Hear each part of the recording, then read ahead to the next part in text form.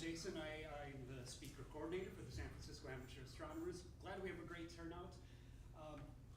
I briefly met Dr. Verges a couple months ago. We were at an event. She was one of the guest speakers at Astronomy on Tap, which is a fun event that happens every month or so. Similar format to this, except beer. And there were two lecturers that night. Hers was one of them. The lecture was very well received. I think you'll enjoy it. Thank you for coming out tonight. Check out our calendar for more events coming up with the San Francisco Amateur Astronomers, one that will be coming online soon. We're planning our summer party, our summer picnic, so you don't want to miss that. And we have other star parties coming up, more on that another time. But without further ado, Dr. Verges is a researcher at Lawrence Berkeley Labs, I got that right, on cosmology and especially instrumentation in the Antarctic telescope. So I don't want to spoil her fun, her thunder, but I'm very glad to have you here. Thank you.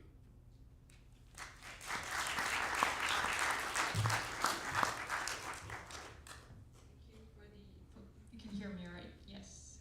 Thank you for the introduction. I'm very happy to be here. I'm Clara. I work at Berkeley Lab, which is just in the hills above the main campus of UC Berkeley.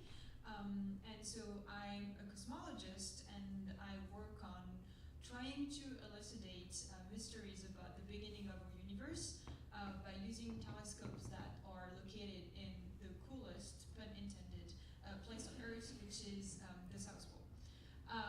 And so the first half of my talk will be dedicated to kind of explaining what are these mysteries that we are trying to solve.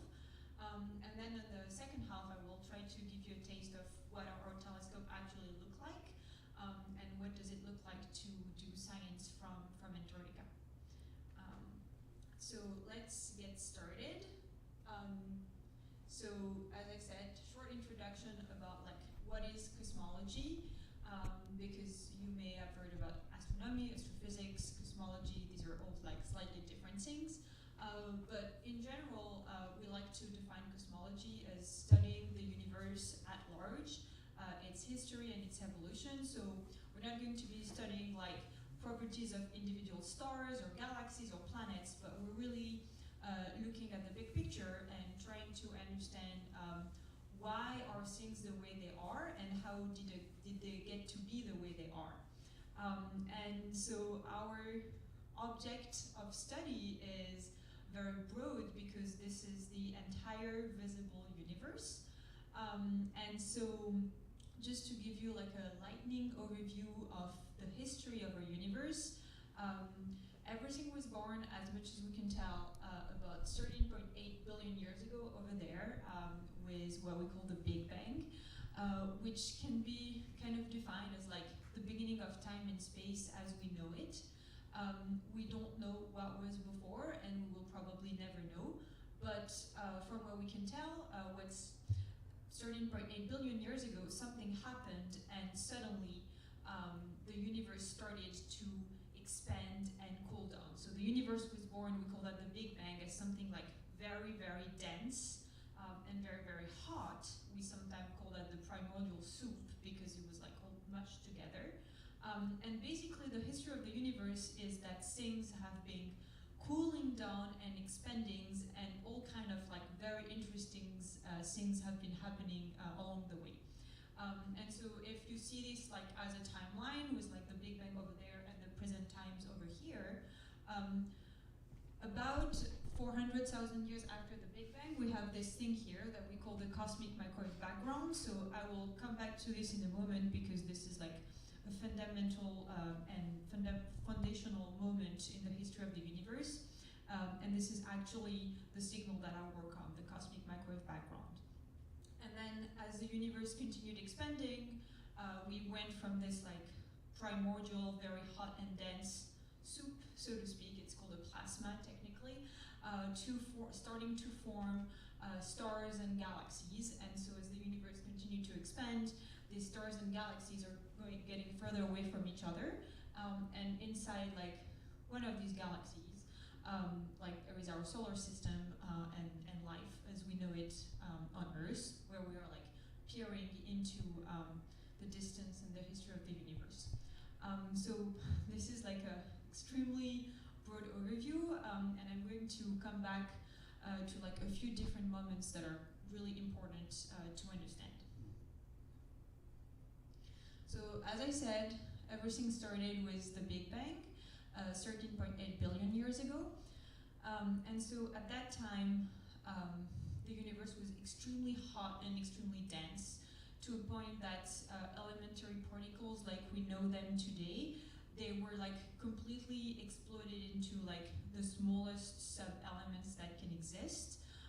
No atoms were formed, and everything was so dense that even the light, so the photons that carry light, could not escape. So it means that if you had been there, if it had been possible for you to be there, it would actually been completely dark because everything was so dense that even the light could not move around to reach your eye if you want. And so the entire history of the universe can be summarized as this like very hot and dense soup, expanding and cooling down, and as I said, interesting things happening along the way. And so in the first few 100,000 years of the history of the universe, the things cooled down enough so that the first atoms were able to form, so hydrogen and helium. We call that the primordial nucleosynthesis. Primordial because it's at the beginning, and nucleosynthesis meaning making nucleus, so atoms. And something extremely important happened about 400,000 years after the Big Bang, which we call the recombination. And so this recombination means that the electrons that were previously, like, again, just like freely moving, recombined to form neutral atoms, as you can see here. And because of this, because the universe was expanding and cooling down and we had this recombination, the mean free path of photons became big enough that the light started to propagate. And so what happened at recombination is that light was emitted for the first time. It's not that light didn't exist before the photons were here, but they could not travel. And for the first time at recombination, photons were able to travel. And these first photons that are sometimes nicknamed the first light of the universe is what form the cosmic microwave background, which I mentioned a little bit earlier. And this is why this cosmic microwave background is so important, because it's the first light that was ever emitted in the universe, which means we cannot get information from anywhere that is older than the cosmic microwave background. The light cannot come from before. We cannot see what was happening before. And so light from the cosmic microwave background is giving us a lot of information about what was happening in the universe at that moment. So it's only 400,000 years after the beginning of the universe, so over a history of 13.8 billion years, the universe was a baby. And so the cosmic microwave background is giving us all of this information about the early universe, which is why it's so interesting to study. And so if we look at the sky and try to measure these first photons, we will see a map of the sky that is like apparently very uniform in temperature, and it's coming from like everywhere on the sky. So it's why we call it a background, because it's coming from everywhere in every direction. Microwave is because it corresponds to the wavelengths of the light in which we observe it today. I will come back to this a little bit later in the talk. And cosmic because it comes from cosmic times. And so even though the cosmic microwave background appear like very uniform at like first glance, this is just a cartoon, but really it's quite uniform, there are actually teeny tiny fluctuations. So this is a map in false color of the temperature of the cosmic microwave background taken by the satellite mission Planck, which you may have heard of. And so if a part of the map is like a little bit more blue, it means that the cosmic microwave background in this position on the sky is a little bit colder, and it means that the universe in this position, in the primordial universe, was a little bit less dense and less hot. And if you have like a red point, it means that the universe was a little bit hotter and like a little bit denser. And these anisotropies in the temperature of the cosmic microwave background, they just don't look nice. They are also extremely important because they are the seeds for the future structures that we can observe today.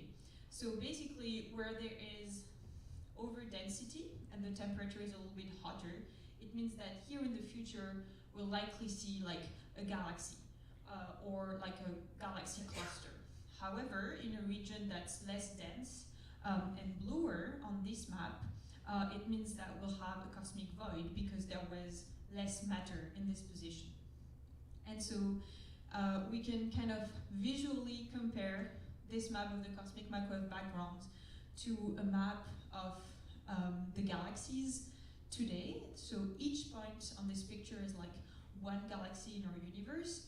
And so of course they don't look exactly the same, but you can see that the typical size of structure is kind of the same, and it's because all of these galaxies and the structure of this like cosmic web, as we call it, has evolved from this initial like overdensities and like underdensities in the cosmic microwave background. So again, if I flip between the two, like it's not going to be exactly the same thing, but you can tell that there is like it's the common underlying structure. And so today, this is like the universe that we see today. So we see these galaxies and this cluster of galaxies. But again, it's by studying the origin of this, so the cosmic microwave background, that we can understand how these galaxies came to be. So there was kind of a brief introduction about what we call like the standard model of cosmology. And the standard model of cosmology is used to describe like everything that is in the universe today. And so what is the universe made of today, like all of these galaxies that we're looking at? And so we know that there is about 5% of what we call baryonic matter. So it's everything around us, all the matter that you can touch and seize, all the stars, etc., are made of baryonic matter. There is about like 25% of something called dark matter, which I've dubbed here like invisible matter, but invisible really in the true sense of the term, in the sense that it does not interact with electromagnetic radiation, it does not emit light, it does not interact with photon, so truly we cannot see it using light and photons, which are our like typical messenger for observing matter. The reason we can see the stars is because they are emitting photons that we can receive. Dark matter is different. It only interacts gravitationally with its environment. So we know it's here because we can see its impact on like the gravitational field, but we really cannot see it. And we have no idea what it is. And then, maybe even more mysterious, we have about 70% of dark energy, which is kind of a mysterious force that drives the expansion of the universe. Because you may remember I said like the history of the universe is basically the story of this like hot and dense initial plasma getting like in expansion. And the truth is like we don't really know what is driving this expansion. And we would actually expect that at some point the universe would collapse under its own weight. But it's not happening. It is still expanding, and the expansion is even accelerating. And this is all because of dark energy. And really, we have absolutely no idea what it is. It is like one of the biggest mysteries in the universe. So I'm not going to talk about dark energy tonight, but if you're interested, my colleagues at Berkeley Lab are working on an experiment that's called DESI, a dark energy spectroscopic instrument. And so if you're interested, you could definitely look into this because it's also a very very big mystery and something that people are actively working on. And so one reason that the CMB is kind of so important to determine like the composition of the universe as I just presented is that I'm going to show you this kind of simulator. So we can measure the universe. We can measure the CMB. We can measure the size of these anisotropies, and then we have models that can predict what the CMB should look like based on the different component that the universe is made of. And so this CMB simulator is kind of a very simplified version of showing you how we understand the universe as researcher. We gather some data. So here in this corner of the picture, like the top corner, it's like real data that's been acquired from the CMB. And here in the bottom of the picture is a simulation of the CMB based on like the different parameters that we input here. And so what we can see here, where the input does not match like the reality, like the proportion of normal matter, and dark energy are completely off. You can see that the bottom of the picture here looks quite different from the top of the picture. Like the clumps are bigger and like the amplitude is much larger. And so, of course, in reality, we don't do that by just looking at the picture. It involves like a more complex fit of model parameters and minimization, etc. But the idea, the basic idea, is pretty much the same, which is that we have a model with which we can predict what the universe should look like, and then we make a measurement. We compare the model to the measurement, and we adjust the parameters. And so that's how we were able to determine like the different ratios of the different component of the universe. And so if I put the cursor in the right position, so about 5% for the ordinary matter, 25% for the dark matter here, and we put the dark energy at 70%. Then hopefully now you're convinced that now the bottom picture looks like much the top of the picture, which means that we fit the parameter correctly, and we've determined like what the universe looked like. And so there are many different ways of doing this, but this is just kind of a way of showing you how we learn about the universe and its constituents and like how it works by observing the cosmic microwave background and comparing it to our models. I had a quick question on your simulator. It doesn't enforce that everything has to add up to 1. Yeah, right. Well, we can try things. Just saying. Yes. Yeah, it was developed by a colleague of mine, but yeah. But it's cool, it's cool. All right. But I agree, it's a fundamental flaw of the model that if you don't impose bounds on your parameter, you will get results that are completely off. All right.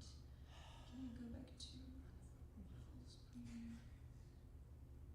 Are you really taking questions now, or do you want to wait till the end? No, I'm happy to take questions now if you want. I've always wondered, can you just walk through the first couple of bumps in the angular scale power spectrum? So I wasn't sure if I was going to talk about this, but since I have a question, I'm happy to do so. I've always wondered. So the kind of cartoonish version that I showed you was comparing maps. But a map, so a 2D map like this one, it's a complex object to analyze and simulate. And because, so this is getting a little bit technical, but because we expect the distribution of matter to be a Gaussian field, it can be fully represented by something that we call a power spectrum. So the power spectrum here, it's just a representation of the same information of what's in the map, but instead of it being a 2D complex object, it's just a series of points. And so here on the x-axis, we have the angular scale. And so, for example, around here is 1 degree on the sky. And we have this huge peak here on the y-axis that represent power. So what does that mean? It means that if you take the angular size of 1 degree on the sky, you will find a lot of structure that have that side. And if we look at this map, yeah, I could believe that all of these dots here are of a size of about 1 degree, which is why we have a peak in power here at 1 degree. And then these going in this direction, we are going towards smaller angular scales, so smaller angular size of the sky. And so this is showing you the distribution of power as a function of angular scale. And the reason we have this peak and then these oscillations is something called baryonic acoustic oscillations. So I said that the early universe was like very hot and dense, but actually some regions were less dense and some regions were more dense. And we can predict the propagation of like gravity and density waves in the primordial universe. And they will imprint this kind of pattern on the density field, which will be reflected on the cosmic microwave background temperature. And so this is what this first peak corresponds to, is the first peak of the acoustic oscillations, and then it's the damping of the oscillations as we go to lower angular scales. Did that answer your question? Sorry, I went into very technical stuff. I promise the rest is going to be... All right, so, well, that was a bit of an overview of like how we do cosmology with the cosmic microwave background.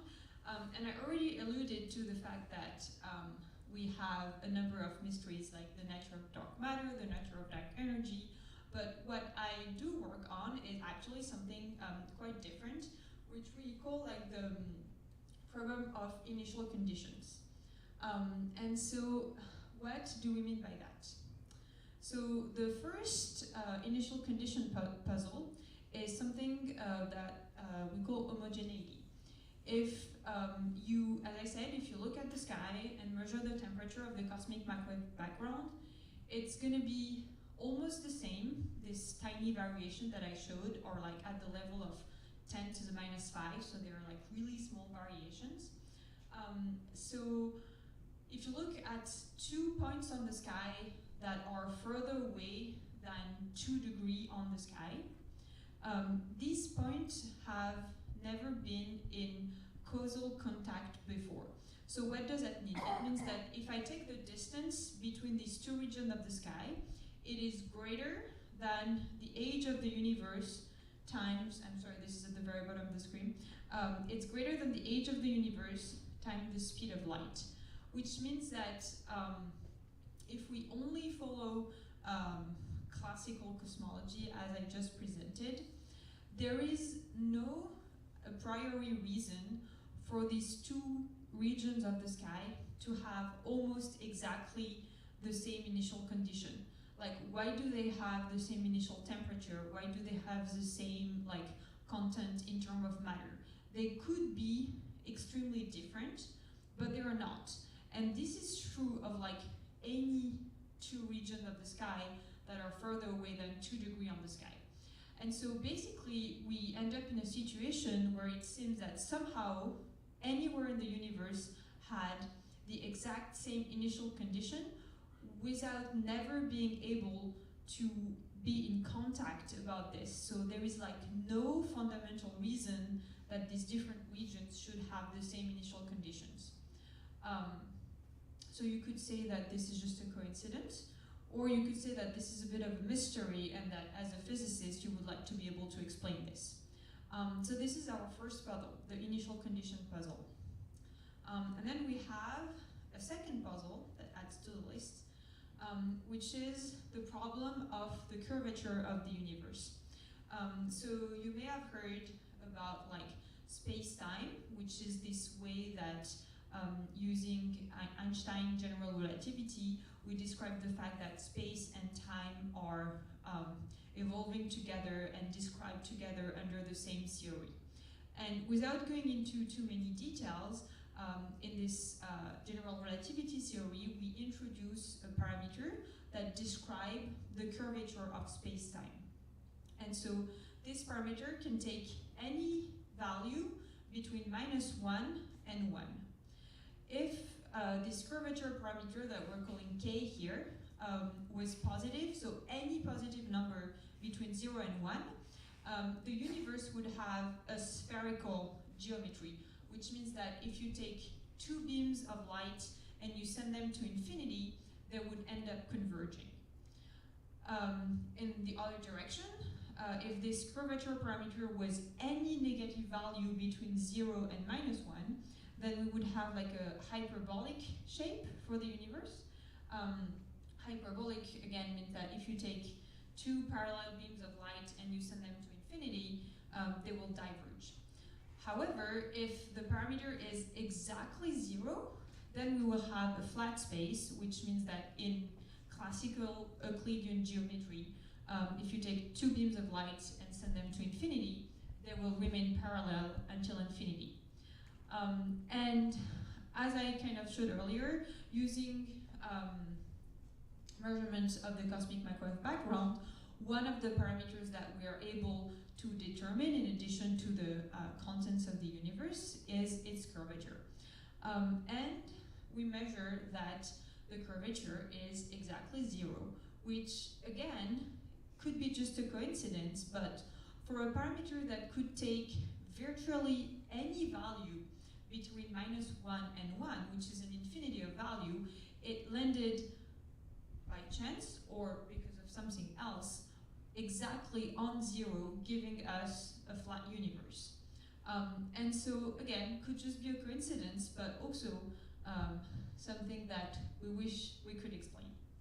And so there are a few other like initial condition puzzles that are a bit more technical, so I'm not going to get into this, but there are a number of reasons that make us question what happened immediately after the Big Bang to explain this initial condition and to explain why is the universe the way that we observe it. And so in the 80s, so about 45 years ago at this point, there was a new theory, a new framework that was proposed, like a family of theories called inflation theory, so it has nothing to do with economics. But the idea is that, so if we are here today and we just kind of roll back the movie just with standard expansion and land at the beginning of the universe, this is like where we have our problem, because the universe would be too big for all of these points to have been in contact together.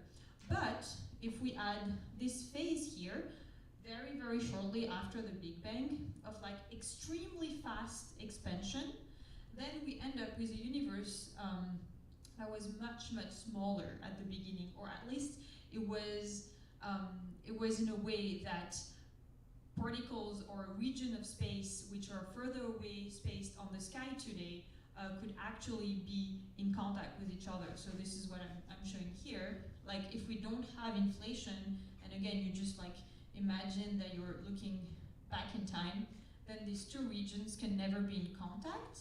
But if you add accelerated expansion at the beginning of the universe, then suddenly these two regions on the sky can be in contact. And so the inflation is kind of solving for us the homogeneity problem. It is also solving the, it's also solving the flatness problem, because if you take a universe that was like slightly not flat initially, but it expands extremely rapidly and by a very, very large amount in this very short fraction of time, you can think of a balloon that you would overinflate. It's just like the surface gets just flatter and flatter and flatter as more you inflate it. And so inflation kind of also solves the flatness problem for us, which is great. And again, there are all of these other issues that I didn't talk about that inflation is also very elegantly solving. And so we believe, or we want to believe, that inflation in fact did happen in the early universe, but we do not have direct evidence of this. this is, for now, just a theory. We have a number of things that are in favor of this theory, but we don't have a smoking gun that would definitely prove that cosmic inflation did in fact happen. And again, the CMB is going to come save us, because if inflation in fact happened, this kind of very rapid expansion of space-time so early in the universe history would have left imprints in the baby universe. And since the CMB is a picture of the baby universe, then hopefully we can find imprints of inflation in the CMB signal. And this is actually what I am working on, which is trying to find this characteristic pattern in the CMB signal that would signal that there was, in fact, inflation. And so I'm going to get into the second part of my talk, where I'm going to explain a little bit more what is about the signal that we're looking for that is so hard to find, and why do we go to South Pole to try and find it. But maybe before I move into that, if there are questions, I can also take questions now. I don't know if it's but for the four fundamental forces of the universe, and if in effect during the expansion of the universe. Sorry, the question was about the force. Four fundamental forces. Yes, yeah. Was in the expansion of the universe, were the effect of them different? Oh, so when inflation happened, we believe that all of the four fundamental forces were still unified in like grand unified theory sense. And so I'm sure there are theoretical implication of inflation for the different fundamental forces, but when it happened, the different forces were not decoupled yet, so they were basically acting as like one single force. When do you think they split up to become the four different forces that we know today? So it's a question of like level of energy. So the early universe was, as I've said, very, very hot and dense and very energetic. And basically, the higher up you go in energy, the more the four different forces is acting as one. And so this has been like directly proven for the weak force, the strong force, and the electromagnetic force. Like there is a framework in which very high energy, you can demonstrate that they act as like one single force. There is no theoretical framework at the moment to explain how gravitation could be folded into the mix, but we do believe that there is like a grand unified theory that also describes gravitation as as a unified force. And so basically, as the universe expanded and the energy level decreased, the different forces started acting differently just because the energy levels were different. All right. Okay, so let's get into how we measure the signal of the CMB from the South Pole to try to look for the signal of inflation. So a bit more physics, I'm sorry. What do we mean when we say that we are measuring the CMB? Because I keep saying that, but I want to explain a little bit more. So the important thing to remember as well is that, as I said, when the CMB was emitted in the early universe, it was extremely hot and dense, and it had like a very high temperature.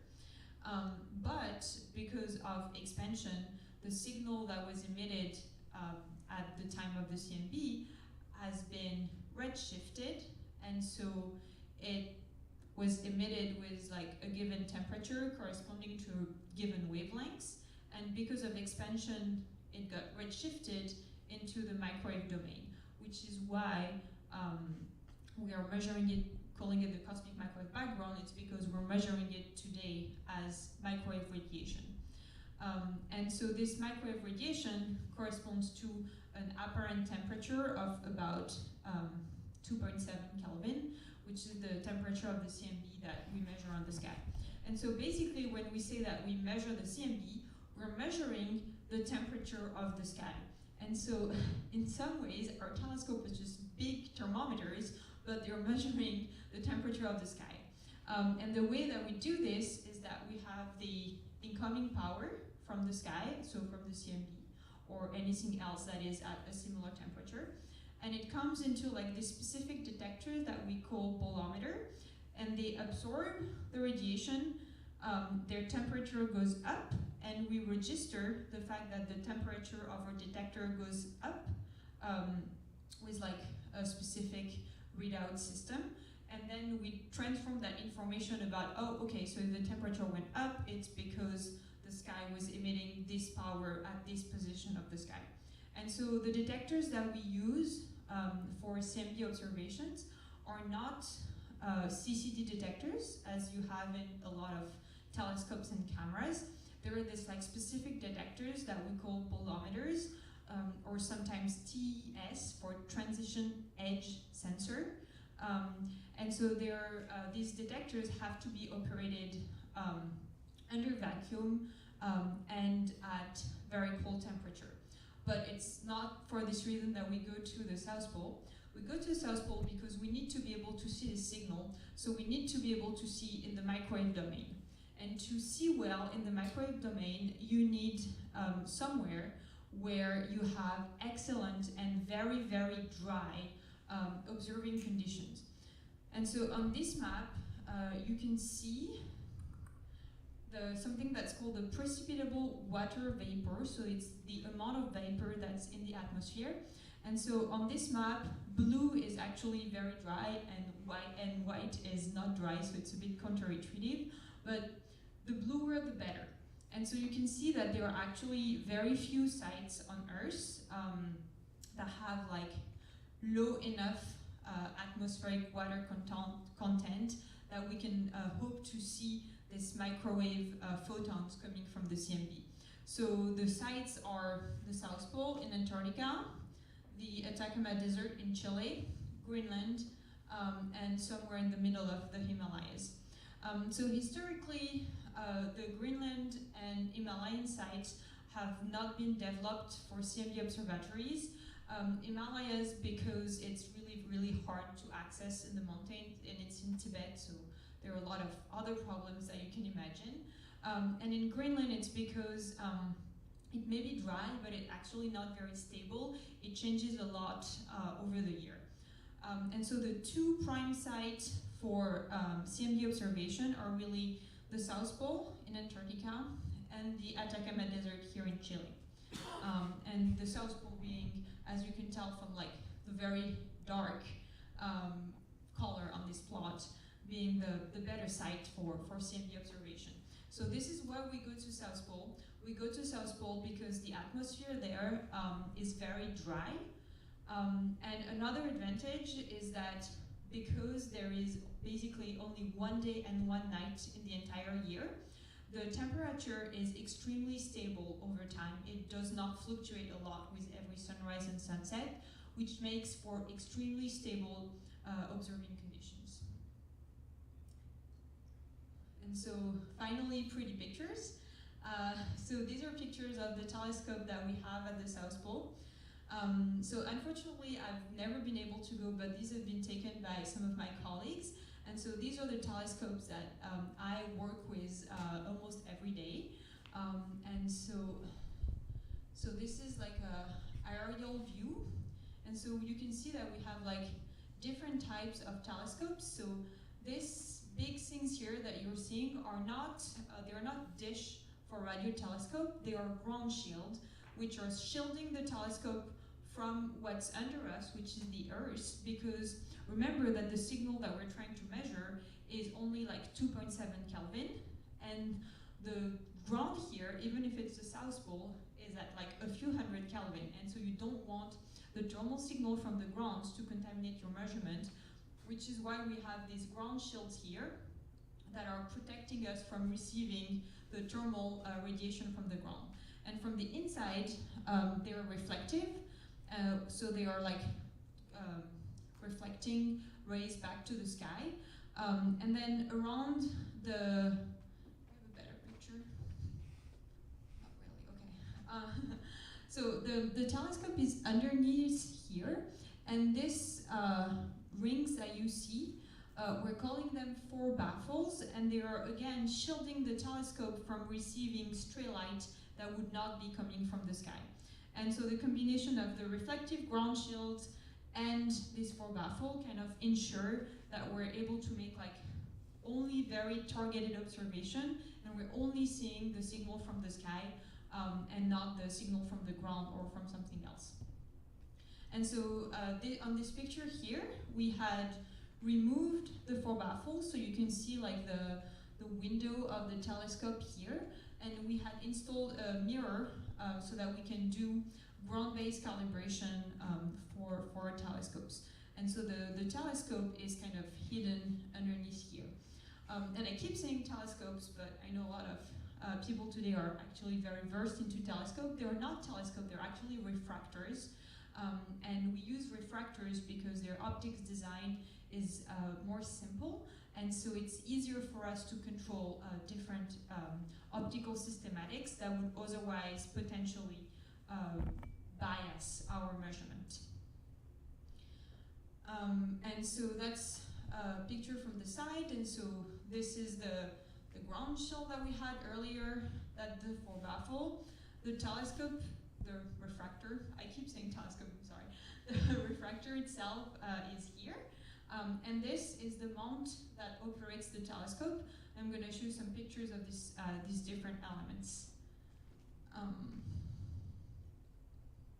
So more pretty pictures. So this really is a refractor that we use to observe the CMB. So this is just showing two different generations. So these tubes are like a little bit like about my size, maybe a little bit taller than I am, to give you a sense of like scale. And so this is the new generation of telescopes compared to like an older generation that was smaller. And so I have some videos here showing the mount from the bottom, like in operation. And so you can see, so the receiver tube is here, and then all of these boxes here have electronics to read out the detectors. And this is all like moving together around 3 different axes so that we can scan the sky in every direction. And so you can see all of the cryogenic system and everything. And then we have another video here. So this first mount that I show only holds like a single of this tube. And the second mount here that is shown here as being put together can actually hold 4 of these big tubes at the same time that are observing at different frequency so that we can make better observation of the sky and of the CMB. So you can see this timeline of this huge mount being put together. So while the telescope themselves are not necessarily very big or very impressive, I do think that the mount that we use are kind of big and impressive, and that these things can move like in all 3 directions and operates like basically in the coldest place on Earth is kind of impressive. And so this was the team putting the mount together and testing everything at our collaborator institution at the University of Minnesota before it was sent to the South Pole, testing the enclosure, and then I think you're gonna see them like taking it off and then shipping it to the South Pole. And now we're gonna look inside a little bit. So at the very top, we have a vacuum window because, as I said, all of this needs to be kept at very low temperature so that we can see the signal that is like at 2.7 Kelvin and under vacuum. So this window here is transparent to CMB radiation, but is keeping vacuum. And then basically we have a series of filters here. Then we have the first lens, the second lens. The filters are here to like reject like infrared contamination and other types of contamination. And then the top of the tube here is at ambient temperature because the window is making the interface. But the more you go down in the tube, the colder it gets. And so it starts from ambient temperature to the focal plane temperature where the detectors are installed, which is at 250 millikelvin, which is pretty cold. And so this is kind of where you would find the CCD in a typical telescope, except for us it's not CCD detectors, it's our specific like TES detectors. And then under the focal plane, you have all of the readout electronics and the cryogenic system. And so I love to show a picture of the lenses of the telescope, because usually I always get a question about them. So does anyone have a question or an observation about these lenses? Yeah, that one's convex. Yeah, they look white and opaque, but they're actually big chunks of plastics that we use as lens. And it's because, again, we're not looking at visible light, we're looking at microwave light. So the wavelengths is very different. And so if we were to use like glass or something that is transparent in visible light, it would not be transparent for the CMB radiation. So even if this looks opaque to us, this is actually transparent to microwave.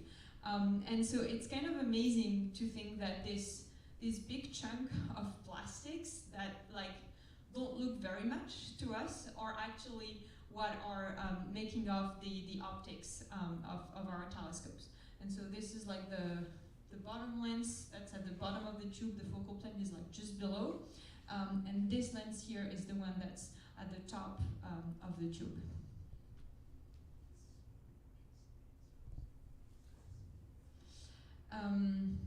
And then, as I said, so below the focal plane, we have the cryogenic system. The cryogenic system is kind of in two parts. There is one part that brings everything to 4 Kelvin, that's external to the telescope, and then inside the telescope there is this part that we call the fridge, very original, that takes the temperature from the 4 Kelvin that's kind of provided externally to the very cold focal plane. And then we need to read out the information of all of these detectors. So the number of detectors is probably not going to sound very impressive compared to optical telescopes. In one telescope, we have about 7,000 detectors, so 7,000 pixels if you wish, which is not a lot compared to optical telescope, but this provides us enough resolution for the kind of science that we want to do. But we still need to read out the information from these detectors, and remember, all of this is like in an enclosed tube under vacuum at cryogenic temperatures.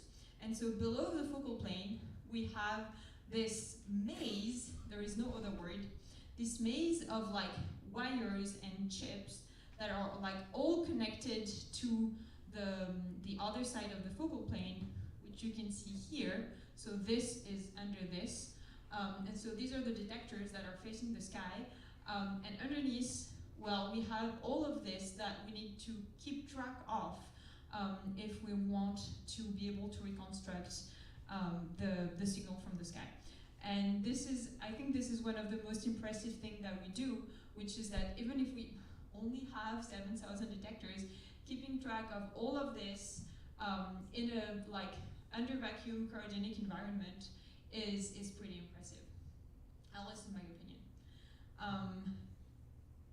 And so before I conclude, I just wanted to give you like a little kind of taste of like what the raw data look like. So again, this may be a little bit different from what you're used to. Our telescope does not take pictures. It takes what we call time stream. So it looks at the point of the sky and then it registers the signal from the sky, and then it's never stopping to take a picture. It's like continuously moving, as on the video that I was showing earlier, and recording information about the sky and the pointing, like at every point that it visits. And this is what the signal looks like. So this is showing this telescope movement, just like scanning back and forth. And so this is recording the temperature signal and the polarization signal. So I didn't have time to go into detail into what polarization is and how we use it, but I'm happy to take questions. And so this is recording these two signal of like, so every point of this curve corresponds to what one detector is seeing at that time sample. And then we correlate that information with the pointing of the telescope, and we are able to reconstruct a map of the sky similar to the ones that I was showing at the beginning of this talk. And so this is how the process goes. So this is about 50 minutes of data for one detector in the focal plane looking at the sky. And so it corresponds to like this little stripe here that you can barely see, but this is basically what one detector in our telescope measures in 1 hour. And then still one pair of detector, but this time we co-add over 10 hours, so the part of sky that we can see is getting a little bit bigger.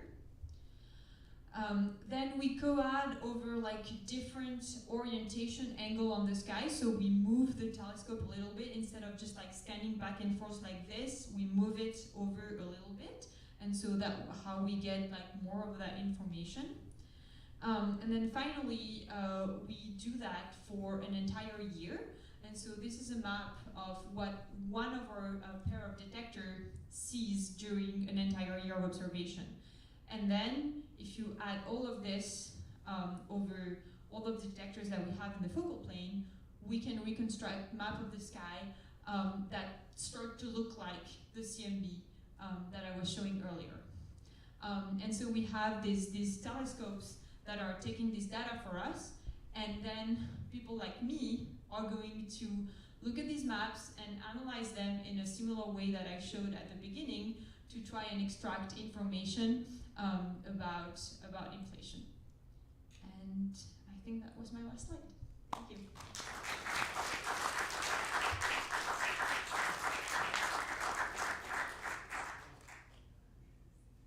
So I will challenge you to simplify and explain the polarization and why it's important and how it's being measured.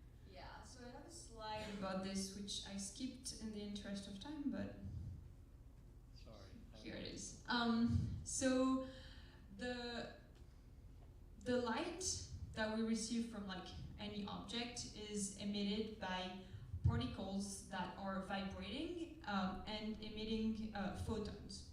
And if the light that we observe has been emitted by particles that are kind of vibrating in every direction, it all like co-adds together, and we get what we call unpolarized light. It's not polarized. And so light from like most of the sources that you can think about, like these light bulbs or the sun, is typically unpolarized.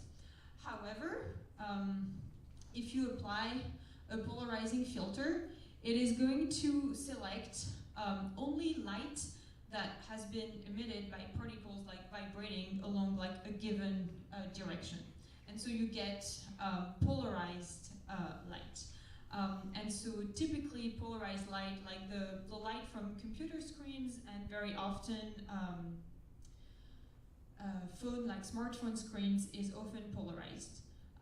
And why is it important? Polarization is like an extra information about how the light was emitted. So you're familiar with colors, you're familiar with frequencies, and so polarization is just giving you information about how the light was initially emitted. If it was emitted by particles that are vibrating in every direction, it's unpolarized, but it's emitted by particles that are vibrating in a single direction, then it's polarized. And it turns out that the light, the signal of the CMB, is polarized or should be polarized in a very specific way based on like how inflation shaped the early universe, which is why we need to measure specifically polarization of the CMB. Did I do good on your question? Yes.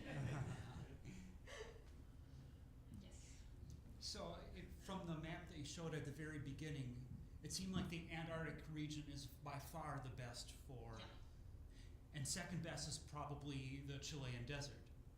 does that mean we have terrible maps of the northern sky? Yeah, we do not have maps of the northern sky. So I think maybe I can show that on. Okay, so this is a map of the sky, like on this plane. So from the South Pole, we're able to observe like really well this region here. And basically we can observe anything that is like in this band here. This is what's visible from the South Pole.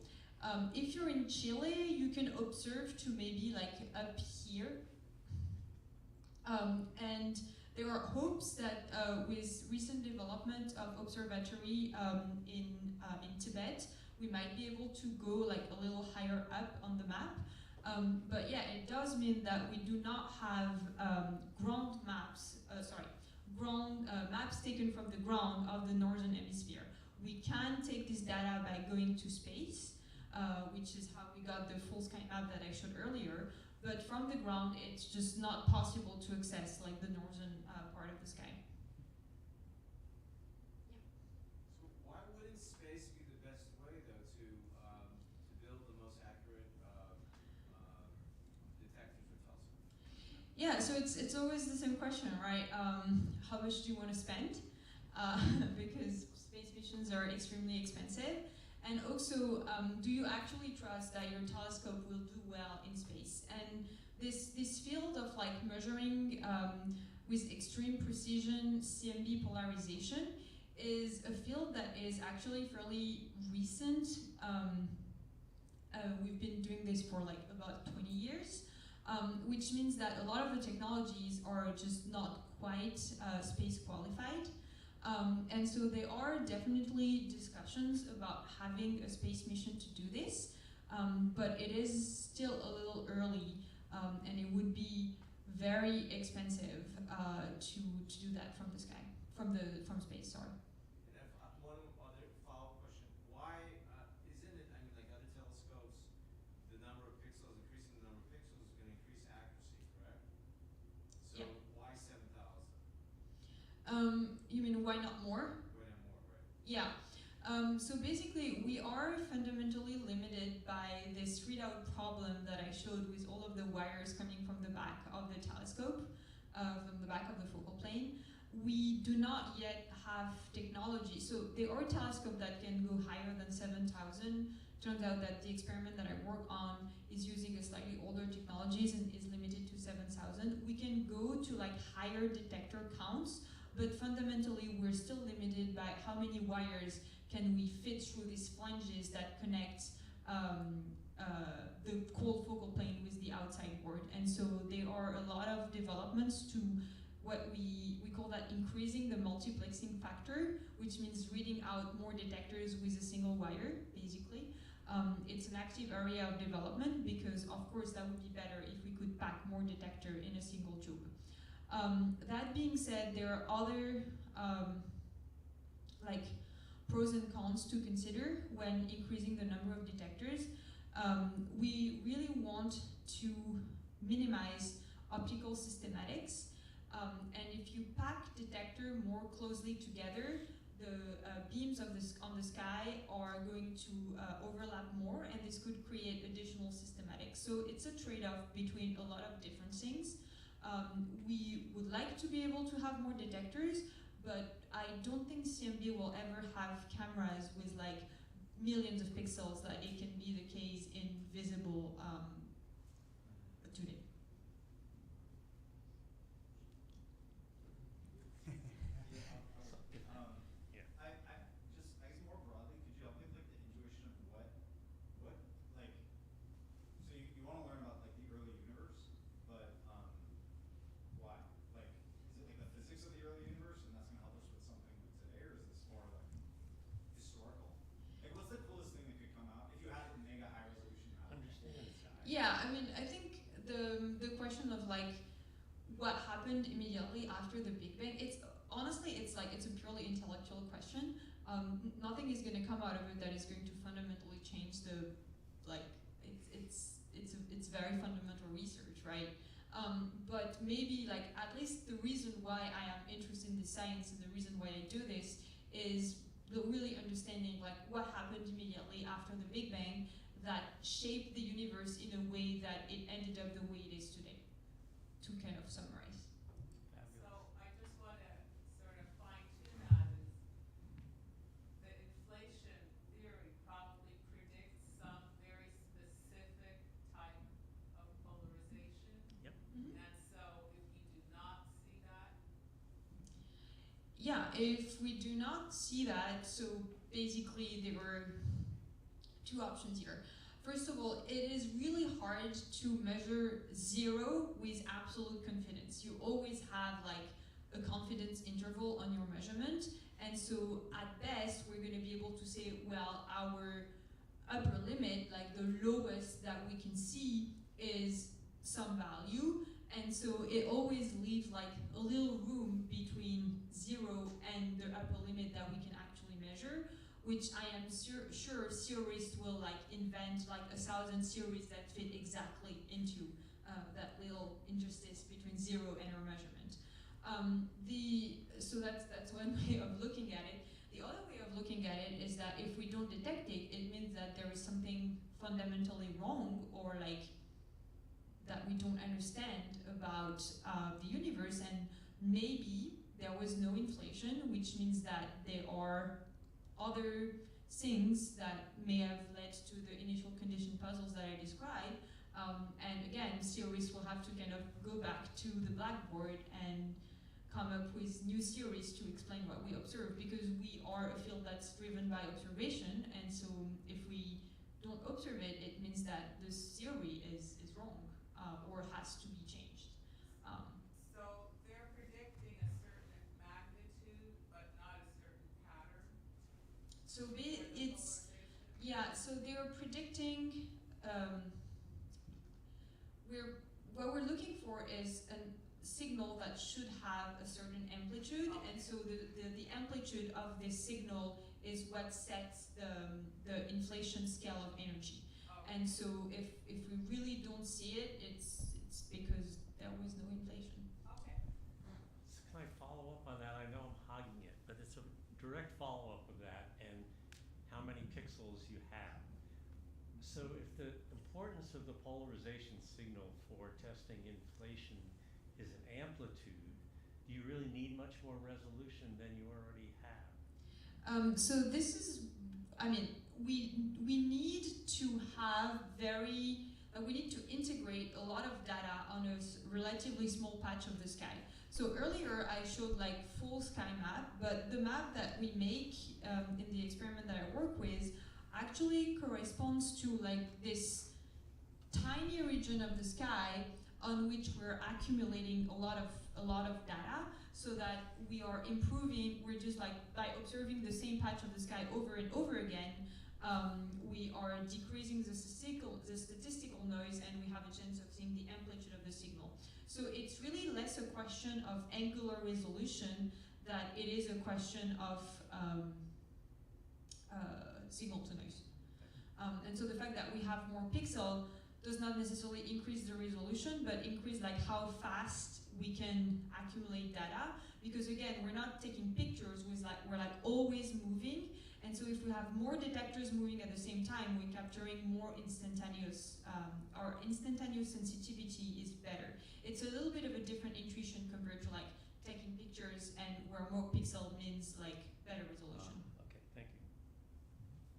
Yeah, there was a question, yeah. Early on you mentioned that if 2 points were 2 degrees apart in the night sky, they were, for the non-inflationary model, further away than the universe. Does that mean they're at least 14 billion light years apart from one another, or because the universe was smaller, there are fewer light years apart from one another? Yeah, so I simplified a little bit by saying that the universe was smaller.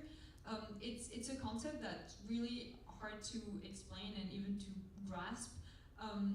It's not really a question of like how big the universe is. It's something that we call the observable radius. It's just like how far 2 points are from like being in contact to each other, and it's the fact that they are like apart on the sky means that at the beginning of the it's more a question of like a initial density of the universe than it is a question of distance. I'm sorry, I'm not explaining this super well. Let me try again. I think that's Okay. yeah. Thank you. No. Other questions? Back here. One front and then in the back. Yeah. So are you observing in the data that you're receiving, are you observing that the signals are polarized or? Yes, so the signal there is definitely polarization, but what we're looking for is a very specific polarization pattern of the sky where we expect the signal to vary with a characteristic angular scale in the sky. And so we see signals that are polarized at like other angular scale in the sky, but we're not seeing this specific polarization pattern just yet, or maybe ever, but I hope we find it. And then I have a second question. Where does dark energy fit into that? How does it manifest itself in the signal, the overall signal? Yeah, so it is, I would say dark energy is not really that much of a concern for us because the CMB is kind of an instantaneous shot of the sky at a given time. And so at this time, there was dark energy for sure, and the universe was expanding. But because we are looking at like a static point in time, dark energy is mostly driving the expansion of the universe. So if you want to study dark energy, you have to take pictures, so to speak, of the universe at different times and study how it evolves. Because the CMB is kind of frozen in time, we know that dark energy was there when the CMB was emitted, but it's not a tool that you can use to study dark energy, really. I think I saw. It was 380,000 years ago when light became visible. Sorry, could you say that again? How do we know 380,000 years is when light became visible? Yeah, sorry, I didn't hear the first part of the question. So the age of the CMB is one of these like model parameters that we can fit from the data. And so in the kind of cartoonish version that I showed with like the different sliders, like the age of the CMB was not one of the parameters, but in reality, this is something that we can fit for from the model, like predict and then fit for. So has nothing to do with the temperature when you were showing that chart? Yeah, and then we have the temperature and we can also extrapolate it from that, yeah. And like in a billion year, the CMB will have a different temperature, and a billion year ago, the CMB had a different temperature.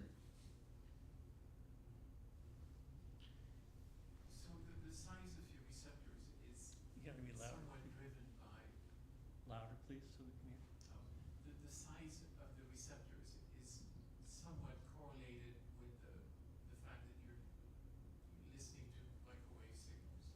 Yeah, so these tubes that I shown, no, sorry, wrong direction. So the focal plane, or like even the lenses here, so they are about like 60 centimeter in diameter. And so that corresponds to like a specific angular scale in the sky. And the resolution of these telescopes is actually fairly low. Like, you know that the bigger of a dish you have, the better your resolution is going to be. But because the signal that we're looking for has this like characteristic pattern only at like about a degree on the sky, we don't need crazy high resolution because we only need to be able to see about degree scale variation. And so the size of our optics is really driven by the fact that we want to see that signal at 1 degree on the sky. And then the fact that it's microwave just drives the material that we're using for the lenses and the optics. One or two more questions? Yeah. What would be the physical property of the particular pattern that you're looking for?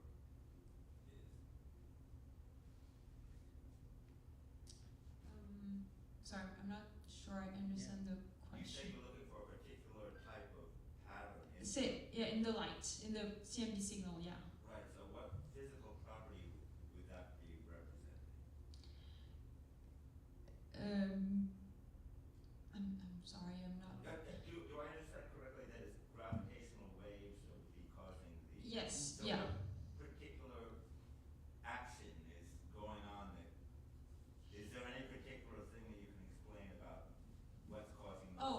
So yeah, I see what you mean. So the inflation would kind of distort the primordial universe at a specific scale, and we're calling that tensor fluctuations of the of space-time. And so the physical, I mean, the typical size of these fluctuations that we are looking for is directly set by the properties of the inflation itself, and by how much it distorted the primordial universe. And so it can be related to the energy scale of the inflation, how energetic was inflation. It can be related to how long, for how long the inflation phase was. Like, it was fractions of a second, but like we should be able to quantify this based on like the pattern that we detect. We can also relate, so it's mostly the energy scale and how long it was. So, which theory is this? Is this quantum mechanics, quantum field theory, or general relativity? So inflation is described using quantum mechanics and QFT. It's physically speaking, inflation is sourced by a quantum field called inflaton that has a potential and is associated with a particle, the inflaton. I'm sorry, it's getting a bit technical maybe for other people. And then you can derive the properties of that initial inflation field and of the inflaton particle based on the pattern that we could observe in the CMB. So it's the potential that makes it a gravitational wave? No, the gravitational waves are coming from the fact that the space-time is getting distorted.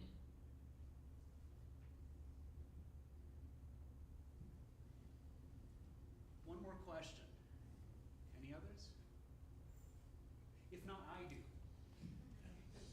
The lenses, are these refractive lenses like an optical lens, or are these antennas? No, so the lenses themselves are really refractive lens, and then the detectors, so there is the detector, and then the shiny thing that you see here is a lithographically printed microscopic antenna network. So the antenna itself is printed on the detector. So we call that assembly here a module, and so you can see like there is a box, and then inside there are like several layers, and so there is like a PCB that basically holds like all of the connectors and everything, and then there is the deposition layer that has the detectors themselves, and then on top of it, the shiny part is the antenna network. Well, thank you.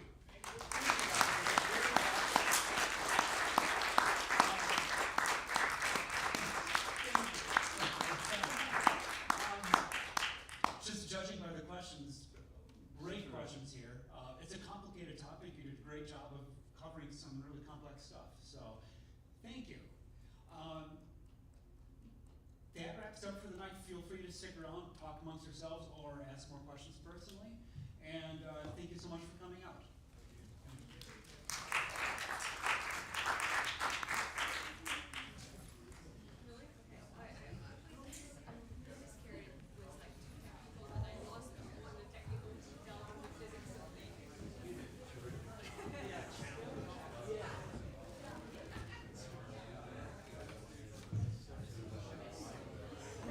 Sorry, I gotta shut the stream off.